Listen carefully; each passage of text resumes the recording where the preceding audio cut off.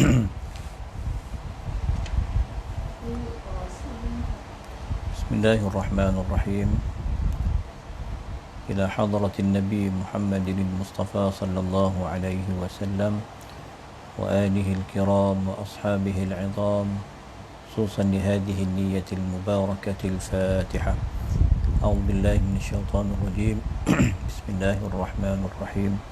Alhamdulillahi rabbil alamin, arrahmanir rahim, maliki yaumiddin. Iyyaka na'budu wa iyyaka nasta'in.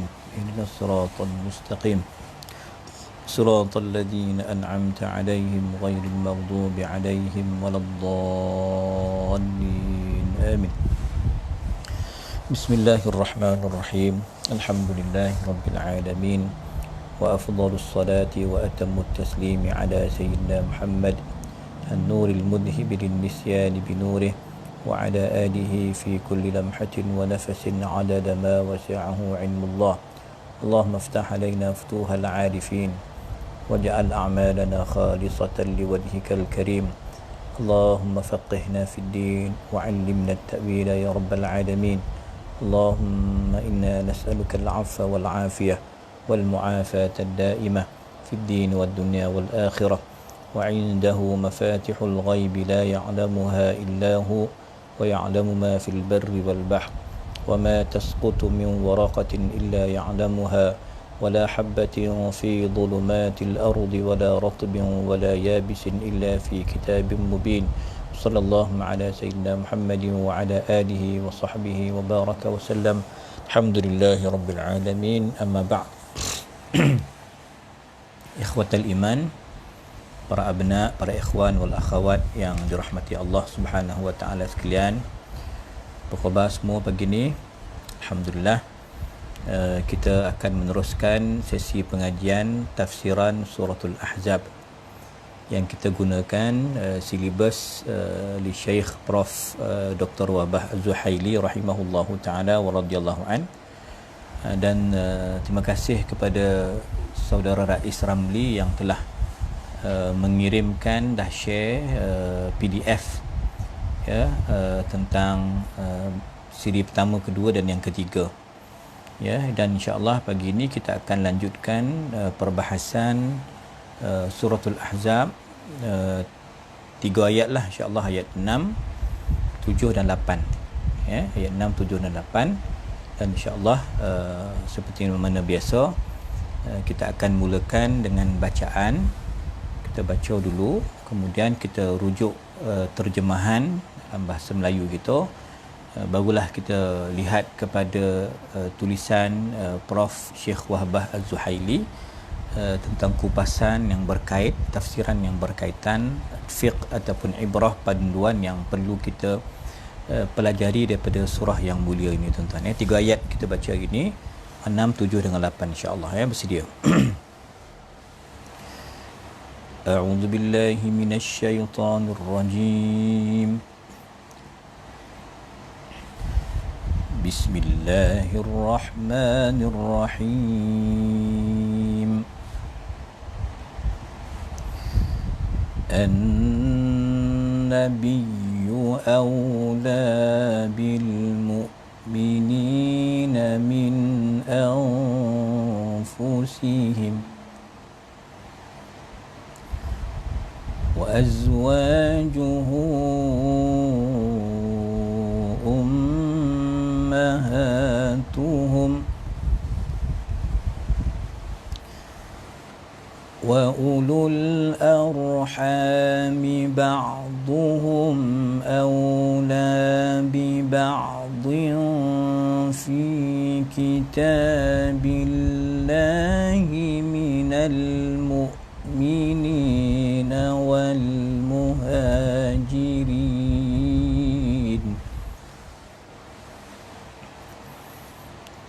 إلا أن تفعلوا إلى أوليائكم معروفا كان ذلك في الكتاب مسطورا وإذ أخذنا من النبيين ميثاقهم ومنك ومن نوح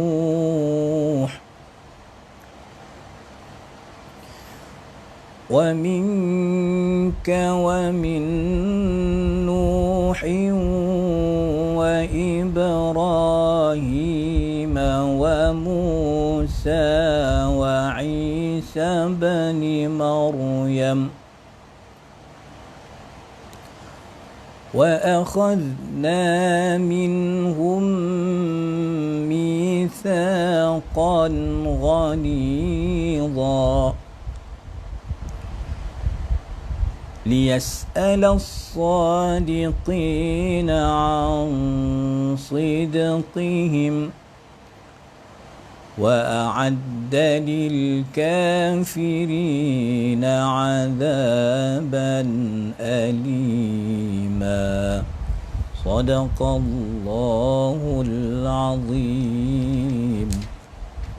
Alhamdulillah tuan-tuan, kita rujuk terjemahan dulu ya. Ayat yang ke-6. An-nabiyyu awla bil mu'minina min anfusihim. Nabi SAW itu lebih aula, lebih utama bagi orang mukmin berbanding diri mereka sendiri. Dan isteri-isteri Nabi adalah ibu-ibu mereka, ummahatil mukminin. Isteri Nabi, ibu kita. Orang yang mempunyai hubungan darah salah satu sama lain lebih berhak mewarisi di dalam kitab Allah daripada orang mukmin dan orang muhajirin.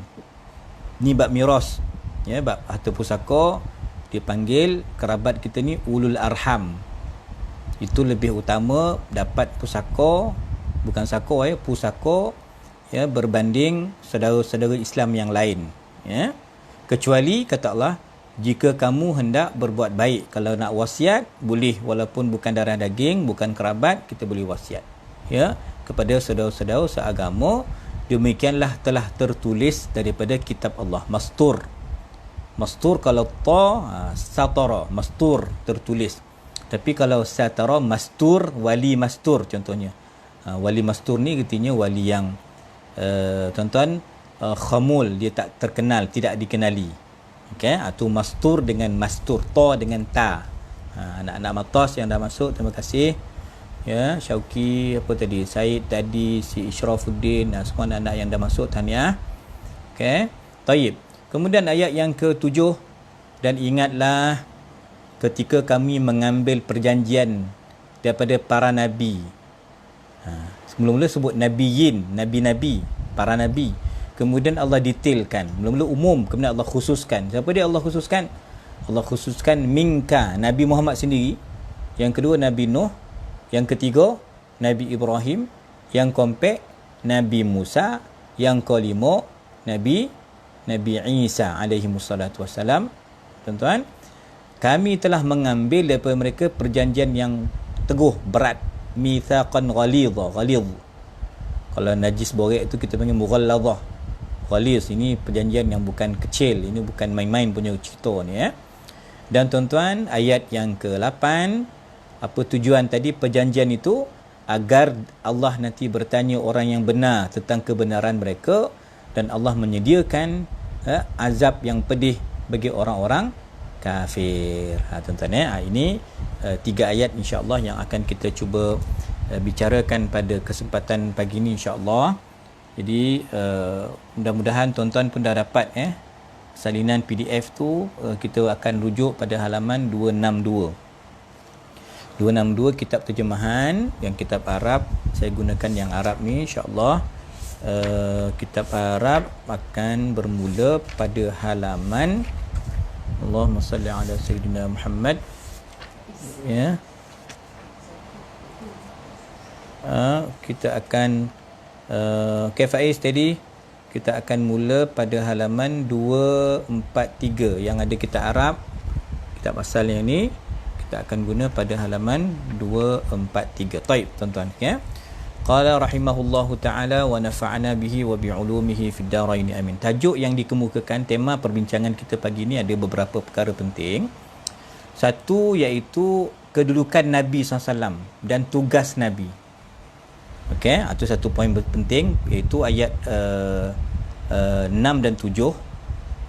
Dan juga berkaitan dengan ayat yang ke-8 dalam isu yang sama juga berkait pada ayat yang ke-6 itu tentang miras, tentang harta pusaka, siapa yang berhak menerima itu disebut sebagai ulul arham ya, kaum kerabat itu lebih selayaknya menerima harta peninggalan kita. Baik tuan-tuan ya. Okey, itu tajuk dia. Tajuk ayat kita dah baca, terjemahan telah kita baca tuan-tuan tadi. Allahumma salli ala sayyidina Muhammad. Dari sudut i'rab okeylah, mubtada khabar saya tak bincanglah. Dari sudut balaghah, balaghah tuan-tuan, kalau kita tengokkan ayat yang ke-7 itu, Allah sebut wa id akhadna minan nabiyyina mitsaqahum. Allah sebut nabi-nabi. Kemudian baru Allah senaraikan 5 nabi. Okey, 5 umum. Mula-mula umum, kemudian 5 khusus. Dia macam mana cerita dia? Macam kita tanazzalul malaikatu, malam Isra Mi'raj, malam Lailatul Qadar, tanazzalul malaikat, turunnya malaikat. Kemudian Allah kata tanazzalul malaikatu warruh. Ruh itu siapa? Jibril alaihi salam. Kenapa disebut Jibril sedangkan Sayyidina Jibril ni sebagai malaikat? Itu contoh dia. Ya. Kenapa perlu disebut nama Nabi Muhammad, Minka, Nabi Nuh, Nabi Ibrahim, Nabi Musa, Nabi Isa, sedangkan sebelum tu dah disebutkan nabi-nabi, nabiyin, semua nabi. Ada sebab dia tuan-tuan. Ini sebab itu anak-anak matas, kalau yang student Taibah, Ashraf, kita kena wajib belajar ilmu balaghah, nama dia. Dia zikrul khas ba'dal am. Mula-mula Allah sebut umum, kemudian Allah sebut khusus. Mesti ada special dia. Kita berdoa, contohnya, contoh yang kedua, contoh yang lain, Allahumma ighfir lana dhunubana. Kan? Contohnya kita berdoa untuk kita, kemudian ibu bapa kita, kemudian umum. Dia ada kadang-kadang kita berdoa ataupun dalam Quran mula umum khusus. Kadang-kadang ada yang khusus kepada umum. Ini semua ada sebab dia dari sudut kesusteraan, sastra Arab yang cukup halus tuan-tuan sekalian.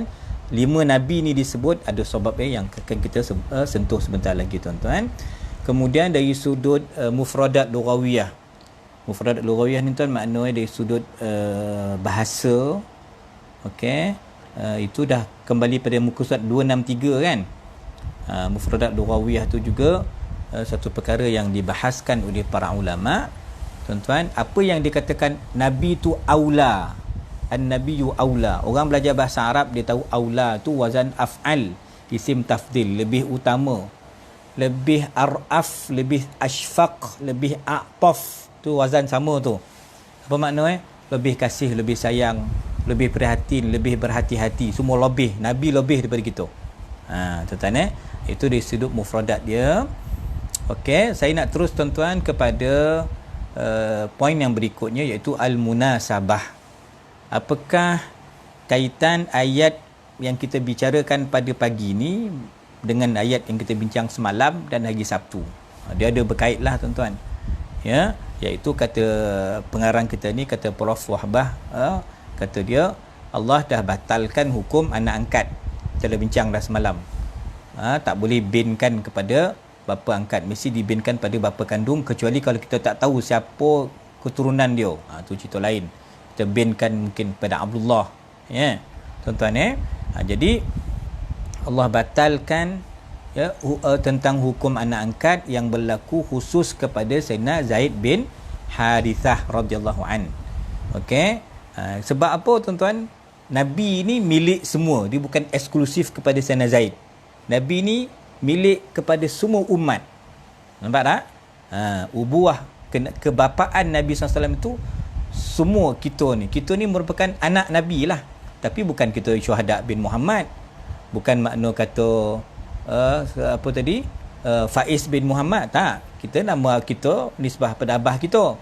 Cuma kita ni umat Nabi ni bernaung, bersandar, mengikut tuan-tuan Nabi Muhammad sallallahu alaihi wasallam. Itu lebih mulia daripada kita nasab sahaja tapi tak mengikut. Tak mengikut, tak mencontohi akhlak sunnah Nabi SAW. Lebih mulia kita mengikut Nabi SAW walaupun kita ni bukan daripada darah daging Nabi SAW. Begitu juga Allah lanjutkan ayat itu, wa azwajuhu ummahatuhum. Okey, isteri-isteri Nabi itu merupakan ibu-ibu kepada kita. Kalau kata Sayyidah Aisyah, Sayyidah Hafsah, Sayyidah Ruqayyah, semua itu tuan-tuan ibu-ibu kita. Ada kemuliaan mereka kalau telah berpisah dengan Nabi SAW. Nabi dah wafat, tak ada siapa boleh nikah dengan isteri-isteri Nabi. Sebab itu kemuliaan isteri Nabi ni special, kena jaga kehormatan mereka, dan mereka ahli syurga yang akan bersama dengan Nabi SAW, dan tak ada orang boleh nikah selepas kewafatan Nabi. Isteri-isteri Nabi itu tak boleh dikahwini oleh sesiapa pun. Itu hukum Quran sebut begitulah. Sebab mereka tu ummahatuhum, mereka itu ibu-ibu kita, isteri-isteri Nabi SAW. Ini berbeza pula nanti dengan anak-anak mereka tu tak jadi ummahat lah. Yang jadi ummahat itu ialah ibu-ibu tu ialah isteri Nabi sahaja. Okey, tuan-tuan sekalian. Kemudian dikatakan oleh Syekh Wahbah di sini, okey, kita ni bersandar, kita mengikut Nabi itu lebih mulia berbanding kita ni hanya bergantung dengan nasab sahaja, keturunan semata-mata. Okey. Kenapa tuan-tuan? Cantik kat sini katakan, sebab ya, dia kata pun tuan, kita mengikut Nabi ni, Nabi itu sebagai bapa kepada kita semua ni tuan-tuan, sebagai penyelamat selama-lamanya daripada sebarang kecelakaan. Nampak tuan-tuan Kata Imam Mujahid, ya, kullu nabiyyin abu amatihi. Tuan-tuan, kata Imam Mujahid rahimahullahu taala wa radhiyallahu an, dan tuan-tuan, maknanya bapa ni kalau ikut kajian Imamul Ghazali, okey, dan imam-imam yang lain tuan-tuan, dia kata kita ni ada dua ayah. Satu ayah nasab, ayah genetik kita, bin siapa kita ni. Yang kedua tuan, ayah roh. Ayah roh itulah yang tuan-tuan panggil semalam, hantar dalam Facebook, tuan-tuan viralkan dalam WhatsApp, hari murabbi, hari guru, guru pendidik, guru pembimbing lah apa tuan-tuan. Sebab guru itu dia bapa kita, tapi bapa roh. Kalau yang bapa yang sekolahkan kita, hantar kita duduk asrama, kalau musim Covid duduk rumah, tuan-tuan, itu namanya bapa genetik, bapa jasad. Tapi kalau yang mendidik hati kita, yang menjaga kerohanian kita, membimbing akhlak kita, maka itu namanya bapa roh.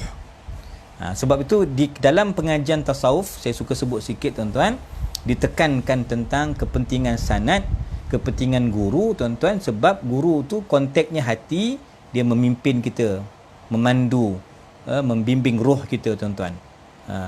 Apatah lagi kalau bapa dia tu orang alim, maknanya dia dapat ayah roh dan ayah jasad. Memang syekh, bapa dia memang syekh, alim besar, mufti, jadi dapat dua. Tapi kebanyakan kita tuan-tuan bukan anak keturunan orang alim, wali-wali besar, kita orang awam kan. Jadi kita perlu berguru. Maka tuan-tuan, bapa yang nak kita bincangkan pada hari ini tentang Nabi SAW itu milik semua. Maka kita mesti menisbahkan diri kita kepada Nabi Muhammad SAW, umat Nabi Muhammad SAW, dengan mencontohi, mengasihi, mengikuti Nabi SAW. Itu yang sebenar-benar dia. Bukan mesti kita menjadi anak Rasulullah seperti yang berlaku pada anak angkat Nabi, iaitu Sayyidina Zaid bin Harisah radhiyallahu anhu tuan-tuan. Dan bagi memenuhi tuan-tuan ketinggian kemuliaan Nabi SAW itu menyampaikan dakwah, maka ada di sana mitsaq, perjanjian yang telah diambil. Dan pada alam roh dulu, sebelum kita dilahirkan tuan-tuan, kita dah ada berjanji setia dengan Allah Ta'ala, untuk patuh kepada Allah Ta'ala, dan para Nabi pun telah berjanji setia, mitsaq, untuk mendokong perjuangan Rasulullah sallallahu alaihi wa alihi wa sahbihi wa baraka wa sallam. Okey tuan-tuan, qala, kita masuk tafsir dan huraian ayat. Okey. Maka di sini dihuraikan, ya, ayat yang ke-6 dulu tuan-tuan. Nabi sallallahu alaihi wasallam lebih kasih, araf, rauf. Nabi tu rauf bil mu'minina, raufur rahim. Tuan-tuan, dekat sini Allah gunakan bahasa aula, an-nabiyyu aula bil mu'minina min anfusihim. Nabi tu lebih sayang kepada kita berbanding ibu kita sayang kepada anak, berbanding kita sayang pada diri kita. Nabi lagi sayang kepada kita berbanding kita sayang diri kita. Tuan-tuan. Apa maksudnya tuan-tuan? Nabi tu araf, a'taf, ashfaq. Tuan-tuan, maknanya apa tuan-tuan? Nabi tu nanti dalam hadis yang disebutkan di sini, Nabi akan selamatkan kita daripada dicampakkan ke dalam api neraka. Okey tuan-tuan, daripada dicampakkan daripada api neraka tuan-tuan, maka diselamatkan Nabi sallallahu alaihi wa alihi wa sahbihi wasallam. Nabi menyelamatkan kita. Ana akhudhu bihujazikum anin nar. Nabi tariklah mana yang Nabi dapat, pinggang kita ko, badan kita ko, tongkuk kita, Nabi capai mana yang Nabi dapat capai. Nabi nak selamatkan kita. Tak ada satu umat pun yang Nabi setuju, Nabi redha kalau dicampakkan dalam api neraka. Sebab tu dalam ayat wala saufa yu'tika rabbuka fatarda, tuan-tuan, ya, itu ayat itu membincangkan Allah akan kurniakan kamu satu nikmat yang kamu pasti redha. Bukan nikmat harta, bukan nikmat tahta, bukan nikmat kuasa. Apa yang Nabi minta ialah nikmat semua umat masuk dalam syurga. Nabi tidak akan redha walaupun seorang umat baginda SAW dicampakkan ke dalam api neraka. Maka Nabi ni menyelamatkan kita. Tuan-tuan, Nabi selamatkan kita, tuan-tuan, ya. Nabi bawa kita kepada kebaikan, keselamatan, hatta nanti di hari kiamat, kalau kita ada selawat sikit, kan, kalau tak payah banyak sikit, ada infak sikit, ada khidmat sikit dengan agama Allah Ta'ala, itu semua poin untuk Nabi memberikan syafaat kepada kita. Nabi akan selamatkan kita, tuan-tuan, dunia akhirat. Itu makna Nabi lebih kasih kepada kita berbanding kita mengasihi diri kita sendiri, tuan-tuan. Ya. Jadi Nabi tu macam apa? Umpama macam bapa. Bapa yang bertanggungjawab, ayah yang misali, ibu yang misali, dia sayang anak-anak dia, tuan-tuan. Maka Nabi lebih sayang kepada kita, tuan-tuan. Bapa dia tak akan biarkan anak dia tidur je, lepaklah kau buatlah apa, tak kisah homework pun tak apalah, kau tak hafal Quran pun tak apa dah, tak kisah dah, buatlah apa kau nak buat, kau nak hisap apa kau hisap lah, hisap vape ke hisap rokok, kau hisap dadah, kau pandai kau lah. Itu bukan bapa, itu bukan ibu lah. Dia akan pastikan anak dia selamat, dia akan bawa anak dia kepada kebahagiaan, dia akan tegur, dia akan betulkan. Itu bapa yang sebenar, itu ibu yang sebenar, tuan. Itulah Rasulullah sallallahu alaihi wa alihi wa sahbihi wa baraka wasallam. Tuan-tuan sekalian, kalaulah Sayyidina Zaid, tuan-tuan, pastilah ada rasa izzah, berbangga. Sayyidina Zaid bin Harisah itu yang kita bincangkan semalam, tuan. Kalau dia nisbah dia diberi pilihan nak bersama Nabi terus ke, jadi anak Nabi ke, jadi anak bapa sebenar dia Harisah. Dia pilih dengan Nabi lah, takkan nak pilih lain. Tuan-tuan, sebenarnya kemegahan, sebenarnya kemuliaan, kehormatan yang paling benar, kita menjadi umat Nabi SAW, anak Nabi dari sudut mencontohi, mengikuti segala perbuatan sunnah-sunnah Nabi SAW. Kalau Sayyidina Zaid bangga dia jadi anak angkat Nabi, kita juga, tuan-tuan, orang Islam semua, orang Jiboi semua, tuan-tuan, orang kampung Ismail semua ni, tuan-tuan, orang Puncak Alam, mana pun yang ikut kelas pagi ni, tuan-tuan, dia perlu rasa izzah, rasa mulia dengan kenapa dia menjadi umat Nabi Muhammad sallallahu alaihi wasallam. Dan ayat ini kata para pentafsir sebagai motivasi tasliyah, penghibur kepada Sayyidina Zaid. Zaid, kau jangan kecewa pula, walaupun kau tak boleh bin dengan Muhammad, tapi kau kekal Zaid bin Harisah, tetapi kerana engkau umat Nabi Muhammad. Sayyidina Zaid bin Harisah, tuan, melahirkan siapa? Siapa tahu ni tanya soalan. Ahlan Najib Fahmi, ya, Dendeng tak dapat transfer lah sebab jauh, ya. Kita dah sepadan negeri ni, tak boleh nak rentas lah, tuan-tuan. Sayyidina Zaid bin Harisah, anak angkat Nabi ni, dia melahirkan seorang anak, ya, tuan-tuan. Bayo Sayyidina Hasan, Sayyidina Husin. Saya bagi clue dulu. Okey, siapa boleh jawab? Boleh jawab lah. Siapakah anak Sayyidina Zaid bin Harisah, tuan-tuan? Tayyib, qala, tuan-tuan, maka di sini kita kata apa? Tadi Sayyidina Zaid bin Harisah seronok jadi bin Muhammad, Zaid bin Muhammad, tapi itu bukan keseronokan yang sebenar. Keseronokan, kebanggaan yang sebenar ialah menjadi umat Nabi Muhammad SAW, dan peluang ini terbuka kepada semua kita dapat jadi umat Nabi Muhammad SAW. Kita ni kojo ko, pencen ko, tak ada pencen ko, tuan-tuan, apapun kita ni, kita merupakan umat Nabi SAW. Itulah satu izzah, satu kebanggaan kita, tuan-tuan. Semua orang layak, tuan-tuan, dan mendapat pimpinan, bimbingan Rasulullah SAW. Okey, terima kasih, ya. Mahfuzah Yusof dah jawab. Saya nak Usamah bin Zaid, betul, Tahniah. Siapa ni? Mahfuzah Yusof ni dari mana ni? Terima kasih, tahniah. Ini betul jawapan dia. Saidina Usamah bin Zaid. Saidina Usamah ni tuan-tuan, dia sebaya membesar dengan Saidina Hasan, Saidina Husin. Sebab itu dalam sirah, Nabi SAW kalau beli baju, beli hadiah pada Saidina Hasan Husin, Nabi akan beli juga untuk Saidina Usamah ni. Usamah anak kepada Saidina Zaid bin Harisah. Tuan-tuan, sayangnya Nabi dengan Saidina Usamah bin Zaid radhiyallahu anhum ajma'in. Okey, baik. Tuan-tuan sekalian, qala, okey, Nabi sayang kita. Oleh kerana Nabi sayang kita, tuan-tuan, maka pilihan Nabi tu wajib kita dahulukan berbanding pilihan kita. Itu kaedah dia, tuan-tuan. Ya. Dalilnya antara Quran dalam surah An-Nisa, tuan-tuan, disebut fala wa rabbika la yu'minuna hatta yuhakkimuka fima shajara bainahum ثم لا يجدوا في أنفسهم حرجا مما قضيت ويسلموا تسليما. صدق الله العظيم. Demi Allah, kamu tak akan beriman kecuali apa-apa isu kamu ni yang timbul, isu politik ke, isu ekonomi ke, isu COVID ke, mesti balik kepada Quran hadis, mesti balik kepada panduan Nabi SAW. Jangan kamu rasa haraj. Haraj ni kata tak selesa lah ikut Nabi ni, susah lah, kolot lah, kuno lah ikut Nabi ni, mundur lah, tak gempak lah ikut Nabi ni. Kalau rasa haraj tu, iman kamu tak sempurna sebenarnya. Kamu membelakangkan sunnah, kamu mendepankan perkara lain, maka sebenarnya kamulah yang kolot, otak kamulah yang mereng sebenarnya. Kalau kamu membelakangkan apa yang Nabi putuskan, kamu kena redha, kena setuju, kena terima. Sebab apa? Nabi tak akan buat apa-apa melainkan dengan wahyu Allah. Apa yang Nabi buat tu mesti demi kemaslahatan kita. Faham tuan-tuan kan? Tu dia. Maka kalau tuan-tuan nak kaitkan dengan berguru, begitulah. Berguru tu patut guru tu, tuan-tuan. Ada kat list malam dia hantar, Rais pun hantar, pagi-pagi morning dah hantar. Bukan main lagi kan. Dia punya penghormatan dia, sanjungan dia. Walaupun benda tu nisbah kat saya ni tak layak lah benda tu kan. Tak layak pun level-level puji-puji ataupun guru ni. Guru lain boleh lah, tok-tok guru kita boleh lah, tapi saya ni tak layak lah begitu. Cuma yang kita nak fahamkan, tuan, kita kaitkan tadi, Nabi sayang kita, guru kita pun sayang kita.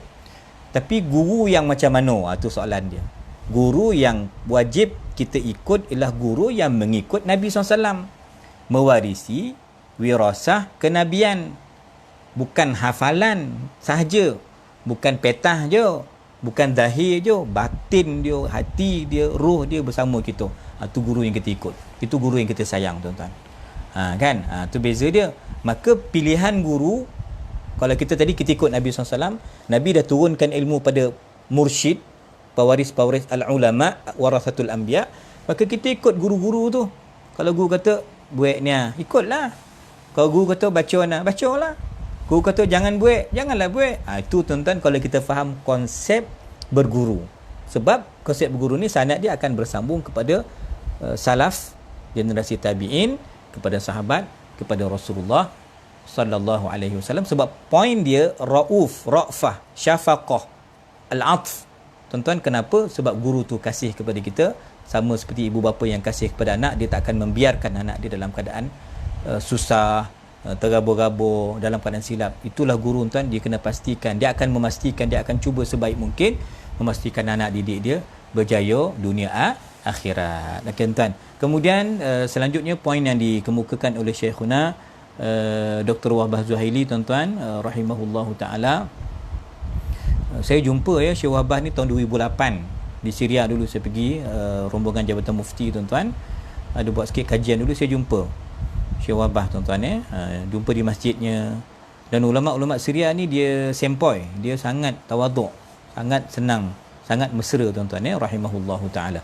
Tuan-tuan sekalian, kemudian didatangkan dalil dalam Sahih Bukhari dan dalam hadis-hadis yang lain, tuan-tuan, adalah dalil yang banyak yang dikemukakan oleh pengarang kita, tuan-tuan. Ya, disebutkan, demi Allah, kamu tak akan beriman melainkan aku ni lebih patut kamu kasihi berbanding dirinya sendiri, hartanya, anaknya dan orang lain dan manusia seluruhnya. Tuan-tuan, dalam hadis yang lain, nak kaitkan dengan ayat suratul Ahzab yang kita bicarakan pada pagi ini, ayat yang ke-6, Nabi SAW sebut ma min mu'minin illa wa ana aulan nasi bihi fid dunya wal akhirah. Tak ada orang mukmin melainkan dia lebih patut dia dahulukan Nabi, mengkehadapankan Nabi berbanding dirinya sendiri di dunia dan di akhirat. Di dunia ni mesti kita kedepankan Nabi. Maknanya lepas Allah Ta'ala, Nabi dulu. Baru pergi kepada yang lain. Kan? Allah Ta'ala turunkan perintah untuk kita contohi. Itulah Nabi Muhammad SAW, tuan-tuan. Sebab tu dalam hadis ni Nabi kata, Iqra'u in syi'tum. Kalau kau nak tengok dalil, kau bacalah ayat yang kita bacakan pagi ni. An-nabiyyu awla bil mu'minina min anfusihim. Nabi itu lebih utama, Nabi lebih sayang kepada kamu berbanding kamu sayang pada diri kamu sendiri. Orang Islam, orang beriman, kalau dia meninggal, tuan-tuan, ada harta, maka hartanya itu akan diwarisi oleh anak keturunan dia. Ulul arham, asabah dia, tuan-tuan, akan dapat harta. Kalau sebaliknya, kalau dia meninggal, tinggalkan hutang, bukan harta, tuan-tuan, tinggal hutang. Orang Islam tinggal hutang, ada komitmen lain, tuan-tuan, maka anak-anak kecil lagi, maka Nabi kata, datang kepada aku akan sponsor, aku akan tanggung anak-anak yatim ini. Maknanya hadis ni cerita apa? Kalau benda baik untung kau ambil lah, tapi benda susah aku tanggung. Itu, tuan, tanggungan Nabi SAW kepada umat, tuan-tuan. Dan hadis Sayyidina Umar juga masyhur, tuan-tuan. Sayyidina Umar kata, Rasulullah, kalau orang lain tu boleh lah ya Rasulullah, tapi kalau nak sayang Nabi pun saya tak boleh lah lebih daripada diri saya sendiri. Betul lah, saya tahu saya kena sayang Nabi, kata Sayyidina Umar, tapi tak boleh lah. Saya dah channel lah, nombor 1 saya, nombor 2 Nabi lah. Kata Nabi SAW, tak, belum sampai lagi. La ya Umar, belum sampai maqam lagi kau macam tu dah. Tak sempurna lagi iman kau. Kalau nak sempurna iman, Nabi terlebih dahulu, barulah diri kita, mungkin ibu bapa kita, keluarga kita dan sebagainya. Kalau dah begitu, baru kau sampai iman yang sebenar. Al-an ya Umar, kata Nabi SAW, membetulkan kesilapan Sayyidina Umar yang mengatakan, saya sayang diri saya mula-mula, baru sayang Nabi. Tak betul. Mesti sayang Nabi dulu, baru sayang diri sendiri, tuan-tuan. Itu menggambarkan bagaimana Nabi sayang, kasih kepada kita semua, tuan-tuan. Okey. Adapun ayat wa azwajuhu ummahatuhum, isteri-isteri Nabi itu merupakan ibu-ibu kamu. Tuan-tuan, semalam kita dah bincangkan zauj boleh guna untuk isteri, tapi kalau zaujah memang confirm isteri lah. Tapi kalau zauj tu dia merujuk kepada suami dan merujuk kepada isteri. Kita dah bincang semalam kisah Nabi Adam dengan kisah Nabi Zakaria alaihi wassalam. Tuan-tuan sekalian, maka isteri-isteri Nabi itu, tuan-tuan, wajib kita muliakan mereka. Sama, faham? Wajib kita muliakan isteri-isteri Nabi yang berapa tu? 11, 14. Nabi boleh berhimpun lebih daripada 4 isteri, menghimpunkan lebih 4 isteri, tuan-tuan. Semua itu wajib kita muliakan. Tak boleh kita pandang serong, kita cari kelemahan. Memanglah kita bacalah sejarah mereka, cemburu, dia jealous, antara tu standard lah orang perempuan. Tapi jangan sampai kita mencela, menghina, tuan-tuan. Itu tak boleh. Sebab standard mereka, status mereka, maqam mereka sangat tinggi, mulia di sisi Allah, kerana mereka berdamping hidup, tuan-tuan, dengan Rasulullah sallallahu alaihi wa alihi wa sahbihi wa baraka wa sallam. Okey, maka para ulama bahaskan begitulah. Kalau berlaku Nabi wafat, tuan-tuan, maka tak boleh sesiapa pun kahwin dengan isteri-isteri Nabi tersebut, kerana menjaga kehormatan, kemuliaan mereka. Kerana mereka tu ibu kita. Anak tak boleh kahwin dengan mak, kan? Betul, tuan-tuan? Anak tak boleh kahwin dengan mak. Maka isteri Nabi tu mak kita, maka kita tak boleh.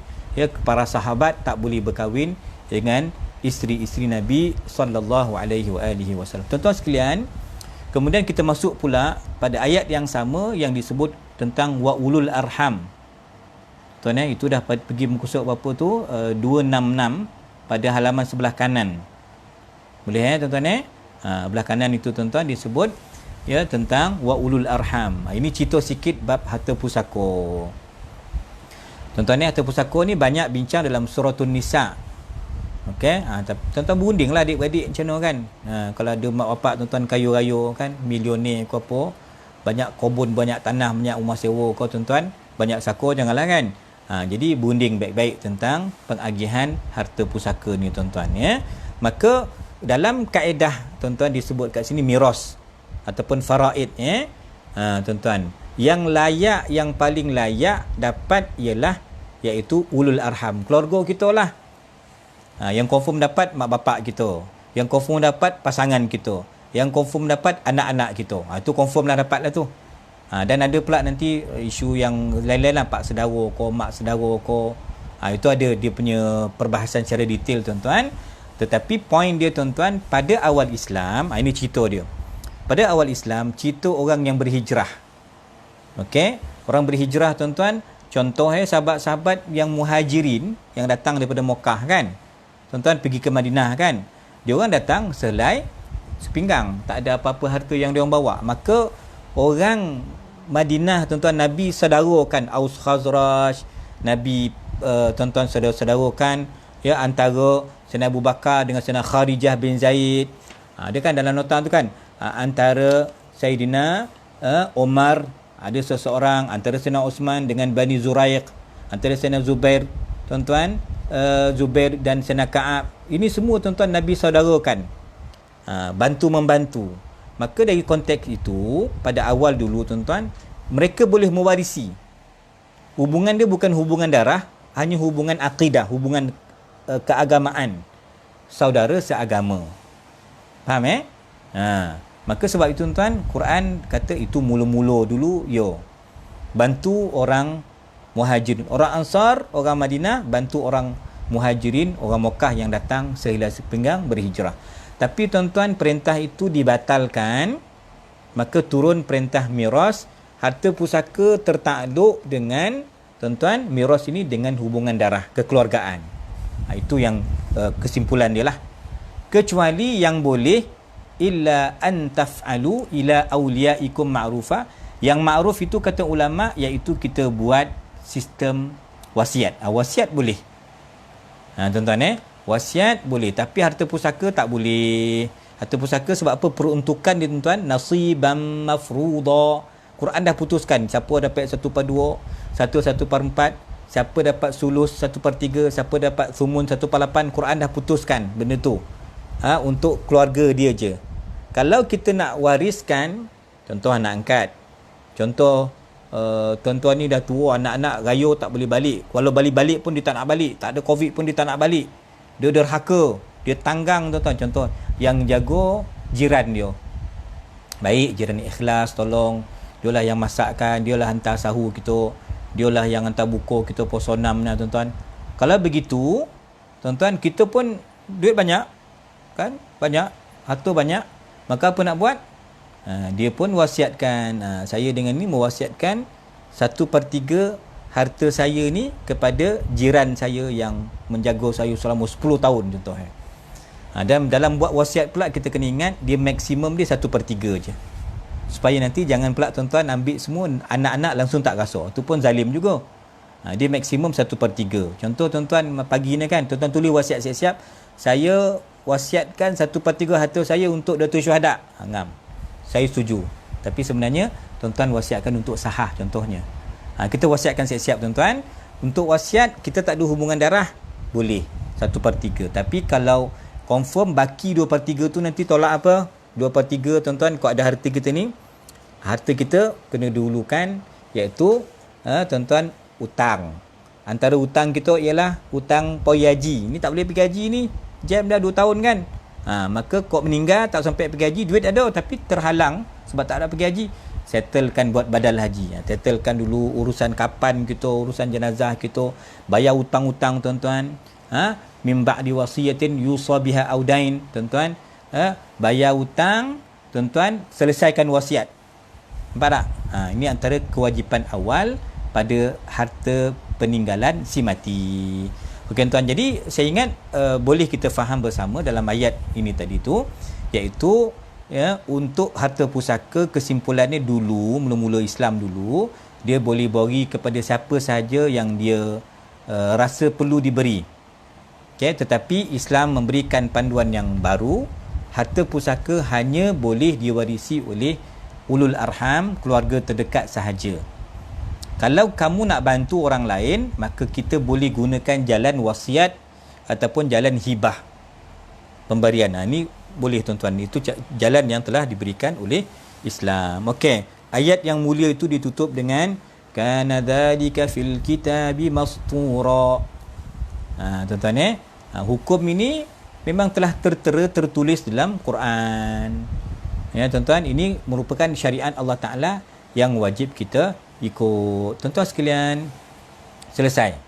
Okey, setelah dijelaskan tentang kedudukan Nabi sallallahu alaihi wa alihi wa sahbihi wa baraka wasallam, tuan-tuan, ya dah terangkan bagaimana kemuliaan Nabi SAW. Ya, saya dah pindah kepada halaman 268 tuan-tuan. Ya, 268 ya. Okey, maka diterangkan tuan-tuan, nak ajar kita ni. Kan Quran sebut ya ayuhan nabi. Nabi tu tak boleh panggil Muhammad, anak Dolah, Abah Fatimah, tak boleh panggil macam tu. Panggil dengan pangkat kenabian Nabi SAW. Itu Quran ajar begitu.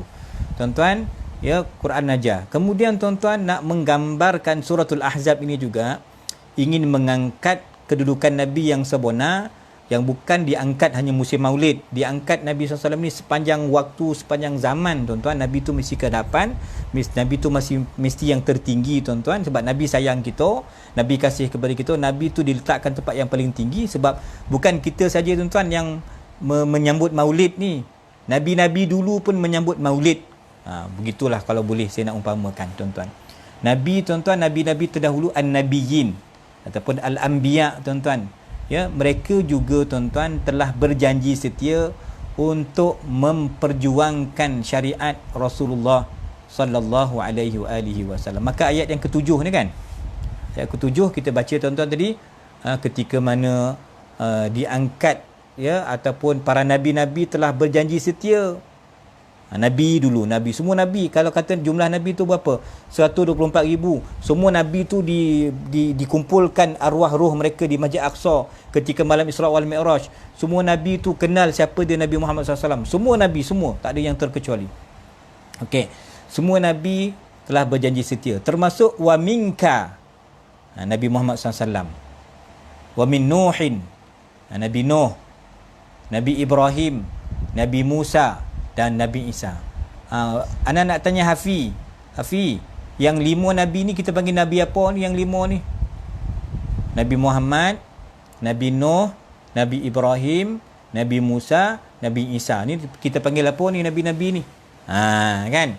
Ingatlah kata Syekh Wahbah tuan-tuan, wahai Rasul, ketika mana berlaku janji setia, ahdan al-muakkad, al-ahd al-muakkad, mithaq ini janji setia.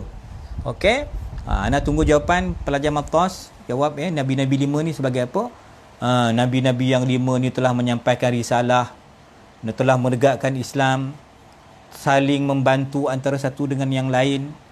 Ya, dalam surah Ali Imran, sebagian pelajar dah hafal surah Ali Imran juzuk yang ketiga ni, ya, dah sebut dah, ya, semua Nabi memperakui akan la tu'minun nabihi wa la tansurunnah, akan bantu Nabi Muhammad SAW.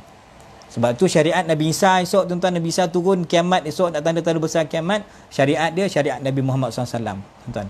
Ya Haris, bagus. Yang 5 tadi dipanggil ulul azmi. Haris Damansara. Ya, ulul azmi, tapi orang Batu Kiki. Ya tuan-tuan ulul azmi ni 5 nabi. Okey, semua nabi tuan-tuan, termasuk 5 nabi yang Allah highlightkan, Allah nyatakan. Ya Saifullah betul, ya Syauqi betul, semua alhamdulillah. Ya Faiz betul, semua tahniah. Ya, semua tuan-tuan 5 nabi ini, dan semua nabi memperakui kehebatan. Ya Hafiz bagus, cucu Haji Mai, Imam Masjid Taman Bandar Senawang. Ya, semua ini kata memang mereka memperakui, mengiyakan tentang kehebatan, kemuliaan, wilayah, keterampilan, segala-gala itu terhimpun kepada Sayyidina Rasulullah SAW tuan-tuan. Okey, maka tuan-tuan, ulul azmi. Okey, ulul azmi ni tengok juga tu dalam nota kita dalam surah Asy-Syura. Muka surat apa tu? Dalam surah Asy-Syura 269 kanan. 269. Tuan-tuan tengok ya. dalam surah Syura ayat 13 kan, ada juga dalam PDF kita tu, dalam kitab kita tuan-tuan, juga disebutkan syara'a lakum minad dini ma wassa bihi nuhan walladhi auhayna ilaik. Nabi Nuh, ilaik itu Nabi Muhammad. Ya Dib, bagus. Okay, kemudian tuan-tuan keluar sebut pula yang 3 lagi, wa ma wassayna bihi Ibrahim wa Musa wa Isa. 5 kan, an aqimud din wa la tatafarraqu fih. Okay, ayat ni menyokong tentang suratul Ahzab, ya, para ulul azmi, ya, semuanya dan semua nabi tuan-tuan an-nabiyyin membenarkan, mengiyakan, menyokong, mendukung, membantu risalah kemuliaan Nabi Muhammad sallallahu alaihi wa alihi wa sahbihi wa barakasallam. Dan akhirnya pada perbincangan ini tuan, Allah sebut liyas'alas sadiqina an sidqihim. Yas'al tu apa? Allah akan persoalkan, Allah akan pertanggungjawabkan. Kita ni mas'ul, kita ni akan dipertanggungjawabkan. Kita akan ditanya. Kan kita akan ditanya, musim Covid kau buat apa? Musim tak Covid kau buat apa? Semua akan ditanya tuan-tuan. Apa yang kita buat? Okey. Jadi tuan-tuan, ya, ulama bahaslah lam tu lam kai ko, lam sayrurah ko tuan-tuan, iaitu specialist lah untuk anak-anak kita, dia kena belajar lah untuk tuan-tuan, tak apalah, dimaafkan tuan-tuan. Jadi ya, dalam suratul A'raf pula disokong ayat itu, wala nas'alannal mursalin. Kami akan tanya rasul-rasul ni macam mana respon, bagaimana reaksi umat. Apakah kita membaling batu kepada Nabi kita tu? Apakah kita memalukan Nabi kita tu? Baling batu tu maknanya tuan, jadi macam umat, sebagian umat Nabi Isa yang menolak utusan Nabi Isa kan. Datang Nabi tu dia reject, macam-macam alasan. Kita tak tolak Nabi, kita tolak ulama. Ulama yang mengikut manhaj Nabi. Tuan-tuan, kita akan ditanya. Nabi juga akan ditanya tuan-tuan tentang risalah yang disampaikan tuan-tuan. Liyas'alas sadiqina an sidqihim. Dan penutup ayat itu tuan-tuan disebut apa? Wa a'adda lil kafirina adaban alima. Okey? Orang kafir, orang yang ingkar, akan disediakan bagi mereka azab yang pedih. Tuan-tuan, jadi makna ada beberapa lah tuan-tuan yang pandangan yang dikemukakan oleh para mufassirin. Cuma antara yang disebutkan oleh kalau saya tengok pada halaman 270 itu tuan-tuan, ya, kalau kata kita ikutkan, kalau Nabi pun kena tanya, kita lagilah kena tanya. Itu makna dia. Kalau Nabi pun akan ditanya macam mana tugasan, macam mana amanah tabligh. Kalau Nabi ditanya tuan-tuan, tentunya kita yang tak Nabi ni pun akan ditanya pelbagai soalan-soalan, amanah-amanah, apakah telah kita berjaya menyempurnakannya.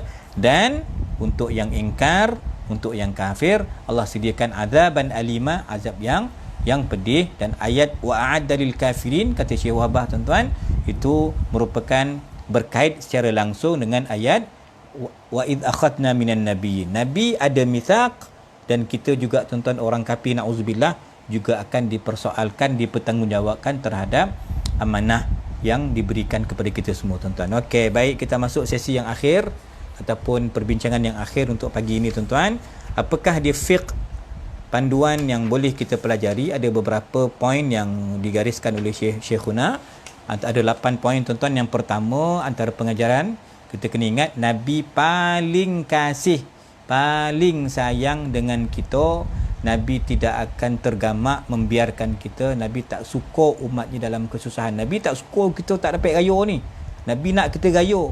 Tapi tuan-tuan, Nabi faham, Allah lebih faham apa kebaikan yang berlaku pada umat. Nabi tak selesa kita ni hidup susah, tak cukup makan, kita tak gembira. Nabi tak suka macam tu. Nabi nak kita suka, Nabi nak kita gembira dunia akhirat. Itu Nabi SAW tuan, membawa kita kepada apa? Keselamatan dan kebaikan tuan-tuan.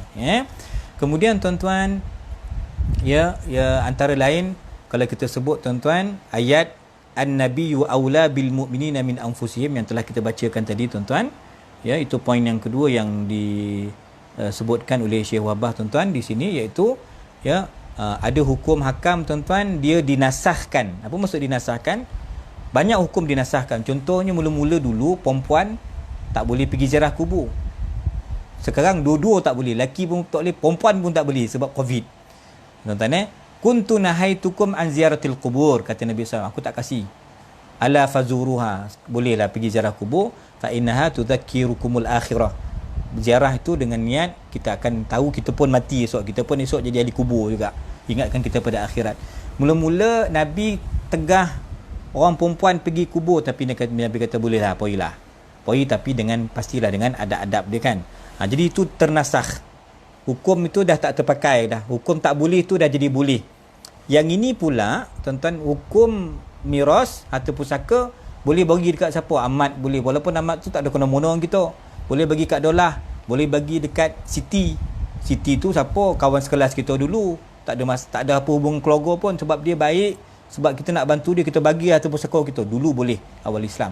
Tapi hukum tu tuan-tuan ya ditukarkan, maka harta pusaka hanya diberikan kepada waris sahaja. Kalau nak bagi orang lain itu kita sebut tadi atas tiket wasiat ataupun hibah. Okey tuan-tuan. Kemudian menarik juga apa yang disimpulkan oleh Syekhuna Prof Wahbah tuan-tuan. Disebut ya perkataan, kalau tuan tengok ada sebahagian ulama mengatakan seorang imam berkewajipan untuk membayar hutang orang fakir dengan menggunakan dana Baitul Mal. Ini pada halaman 271 kan. Ini syukurlah orang tuan-tuan. Lepas ni semua pergi Baitul Mal lah minta bayar hutang. Pengsan Baitul Mal tuan-tuan. Saya baca ya. Dia kata imam ini ialah pemimpin lah. Perdana Menteri besar lah imam tu. Imam tu bukan imam sembahyang maghrib dah, bukan imam surau dah. Imam itu Imamul A'zam, pemimpin. Ya, presiden, khalifah, menteri besar, perdana menteri, kalau exco ke menteri ke tuan-tuan, itu masuk imam. Ya, dia kena bayar, wajib bayar hutang orang fakir miskin. Sebab apa? Nabi SAW berdasarkan hadis yang kita baca kan, kalau kau ada harta pusaka, kau agihkan anak beranak kau. Tapi kalau kau ada hutang, then settlekan. Maka sebab tu Nabi tu sebagai imam, pemimpin tertinggi, maka pemimpin perlu mencontohi Nabi SAW, bayarkan hutang-hutang orang fakir tuan-tuan. Tapi hadis ni perlu didetailkan. Asasnya ada kewajipan pemimpin membantu orang susah, menyelesaikan hutang mereka. Dan hutang pun gharimin pun ada kota di kalangan asnaf, dan ada hutang-hutang yang boleh dilunaskan menggunakan dana zakat. Kapet tak masuk tuan-tuan, kuih raya tak masuk ya, meracun lagi tak masuk ya. Dia ada benda-benda asasi yang boleh digunakan dana zakat untuk digunakan menyelesaikan hutang tuan-tuan. Okey, poin yang ketiga tuan-tuan, isteri Nabi tu ingat itu ibu-ibu kita, ummahatil mukminin. Okey, wajib kita muliakan, kita takzim mereka, kita kasih kepada mereka, dan haram sesiapa pun untuk bernikah dengan isteri-isteri Nabi, melihat isteri Nabi. Tuan-tuan tak boleh. Ini hukumnya haram, sebab itu hukumnya macam ibu kita sendiri, tuan-tuan. Okey. Tayyib qala tuan-tuan, poin yang keempat. Okey, poin yang keempat juga berbicara tadi tuan-tuan tentang harta pusaka. Saya ingat saya tak perlu ulang lah. Ya, kaedahnya jelas tadi. Harta pusaka dia ada nasiban mafruḍa, ada golongan tertentu yang layak terima, dan ada yang terhijab, walaupun saudara dekat dia tak dapat. Ada juga tuan-tuan, itu semua telah diputuskan oleh Quran tuan-tuan sekalian. Dan poin yang kelima tuan-tuan, Nabi itu seumpama ayah kita, ayah kepada seluruh orang Islam. Cuma kita tak binkan bin ayah bin Muhammad lah. Kita nak kata tu, saya In'amul Hasan bin Muhammad bin Abdullah bin Abdul Muttalib. Apa benda pula? Kita In'amul Hasan bin Muhammad Firdaus, kan ikut nama abah kita lah. Tapi kita semua ni, Ustaz Hasan kan, kita ni semua umat Nabi Muhammad SAW, maka Nabi tu abah kita. Ini disokong tuan-tuan, bukan dari sudut nasab. Kita bukan cucu Nabi, jangan perasan lah kan tuan-tuan. Kita ni umat Nabi SAW tuan-tuan. Ya. Dan ketika mana dalam mushaf Sayyidina Ubay, ni ada satu lagi ni, mushaf Sayyidina Ubay bin Ka'ab tuan-tuan radhiyallahu an, dia tulis min an-nabiyyu aula min anfusihim wa huwa abun lahum. Dia tambah ayat tu. Ada dalam mushaf Ubay tuan-tuan. Ini kita tak mendalami lah benda ni. Maknanya kata Sayyidina Abdullah bin Abbas, Nabi itu lebih sayang kepada kamu berbanding kamu sayang ke diri kamu sendiri. Dan Nabi itu ada tambahan, wa huwa abun lahum, Nabi itu bapa kepada semua orang Islam. Tambahan itu tak ada dalam mushaf kita. Ini bukan tambahan Syiah tuan-tuan. Tambahan ini ada dalam mushaf Sayyidina Ubay bin Ka'ab, tapi mushaf ni tak dipakailah. Kita hanya pakai mushaf Utsmani. Faham tuan-tuan? Maknanya mushaf Ubay ni menyokong bahawa Nabi tu memang abah kepada semua umat. Disokong dengan hadis tuan-tuan. Kan? Apa hadisnya tuan? Memang disebut hadis Nabi tu, Nabi kata, aku ni dengan kamu ni macam bapa kepada anak. Tuan-tuan kan? Jadi maknanya Nabi SAW tu memang ayah kepada kita semua, tetapi bukan maksud ayah kandung. Tuan-tuan, okey. Selesai tuan-tuan. Okey, kemudian dah saya bahaskan tadi poin yang ke-6 juga masih berkait tentang wasiat yang dibenarkan. Wasiat pun dia ada hukum khas tuan-tuan. Wasiat pun tak boleh melebihi 1/3 ya. Dan poin yang ke-7 iaitu kita kena ingat tuan, usul asas utama akidah, akhlak yang dibawa oleh Nabi ni semua sama. Syariat dia beza sikit. Boleh. Ada syariat kena kisos, ada syariat kena hudud, ada syariat Nabi Musa lebih keras. Kalau baju kena najis tak boleh basuh, tak boleh kelorok, kena potong, kena buang. Tuan-tuan, itu sebahagian lah. Syariat berbeza, tapi usul akidah sama. Dia tak ada kata Tuhan 3, Tuhan berselo, Tuhan turun, Tuhan berpindah-pindah. Itu tak ada tu dah. Akidah sama semua nabi, iaitu tuan, ani'budullah, ibadat kepada Allah, wajtanibut tagut, tinggalkan benda yang tagut. Tuan-tuan, sama. Nabi-nabi semua sama tuan-tuan. Ya, risalah yang sama. Itu telah tertulis mastur, telah ditulis tuan-tuan sejak sekian lama tuan-tuan, sejak azali lagi. Maka nabi-nabi yang anak-anak kita jawab tadi, ulul azmi tadi kan, Nabi SAW, Nabi Muhammad, Nabi Nuh, Nabi Ibrahim, Nabi Musa, Nabi Isa alaihi wassalatu wassalam, ini dipanggil ulul azmi. Kenapa dipanggil ulul azmi? A'immatul umam dipanggil. Imam-imam kepada semua nabi ni, yang 5 ni lah. Tuan-tuan 5 nabi ni nabi yang paling utama tuan-tuan. Dan dalam sebuah hadis seperti dicatat di sini, kuntu awwalahum fil khalq wa akhiruhum fil ba'th. Tuan-tuan Nabi SAW ni manusia pertama yang diciptakan. Ada hadis dia. Tuan-tuan Nabi makhluk pertama yang diciptakan Allah Ta'ala, tapi terakhir dibangkitkan. Sebab itulah Nabi Adam pun konon Nabi Muhammad, Nabi Nuh pun tuan konon Nabi Muhammad. Itu cerita pasal Nur Muhammad. Datuk kan, kalau cerita pasal Nur Muhammad, ada tentang ayat hadis inilah. Nabi tu manusia pertama. Kan cahaya Nabi tu dah ada tuan-tuan. Dengan cahaya tu Nabi Nuh diselamatkan daripada bah besar. Dengan cahaya tu semua orang, Nabi Ibrahim diselamatkan daripada api, itu dengan cahaya Nabi Muhammad sallallahu alaihi wasallam. Cuma Nabi tu dibangkitkan last kali, khatamun nabiyyin tuan-tuan. Ya, itu tentang Nabi SAW mengatasi seluruh para anbiya. Dan poin yang ke-8, okey, yang ke-8 ada beberapa pandangan para ulama. Apa maksud Allah akan bertanya nanti? Kejujuran orang yang jujur, kebenaran orang yang benar. Ada beberapa pandangan ulama. Antaranya yang pertama disebut tuan-tuan, Nabi nanti akan ditanya, ya, macam mana tugasan mereka. Dan kita dah sebut tadi, kalau Nabi pun ditanya, kita pun esok mesti ditanya. Kaki kita tak boleh bergerak melainkan soalan-soalan telah dibocorkan pada hari ini. Kita kena prepare dengan amalan kita, kan? Ilmu kita, umur kita, harta kita, ini semua akan ditanya tuan-tuan. Ya. Taib, itu yang pertama. Nabi SAW akan ditanya tentang umat. Para Nabi semua akan ditanya. Ulul azmi dan seluruhnya akan ditanya. Tuan-tuan, ya, ataupun poin yang kedua, pandangan yang kedua, iaitu para Nabi akan ditanya apa jawapan umat. Kita jawab apa? Kita temberang ke, kita mencenekir ke tuan-tuan? Tu. Yang ketiga tuan-tuan, iaitu persoalan yang dijawab oleh Nabi nanti tentang janji setia ni macam mana? Al-mitsaq. Ya, ataupun yang keempat, pandangan yang keempat pada ayat yang mulia ini, iaitu tentang orang yang benar, hati yang jujur, hati yang ikhlas tuan-tuan, akan menjawab dengan jawapan yang benar. Dan kenapa Nabi akan ditanya? Maksudnya ini sebagai ancaman kepada orang kafir. Korang jangan main-main. Ya, benda ni bukan benda kocik. Ya, korang akan dipertanggungjawabkan terhadap apa sahaja ilmu, apa sahaja nikmat yang diberi, akan ditanya nanti. Maka orang kafir hati-hati dekat dunia. Kau lepeh. Dan macam-macam lah kan kita dengar pasal Israel ni, pasal kita punya rangkaian teknologi kita apa semua tu, akan di blok lah, macam-macam tuan-tuan.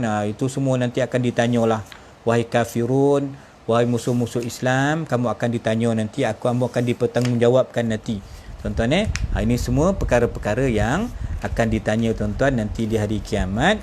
Dan ya tuan-tuan, orang kafir nanti pastilah, naudzubillah tuan-tuan, akan disediakan bagi mereka azab yang pedih kerana dia tak bertanggungjawab, dia menolak, dia mempertikaikan, dia mencabar, dia memperolok-olokkan tuan-tuan. Maka orang kafir akan disediakan bagi mereka azab yang pedih.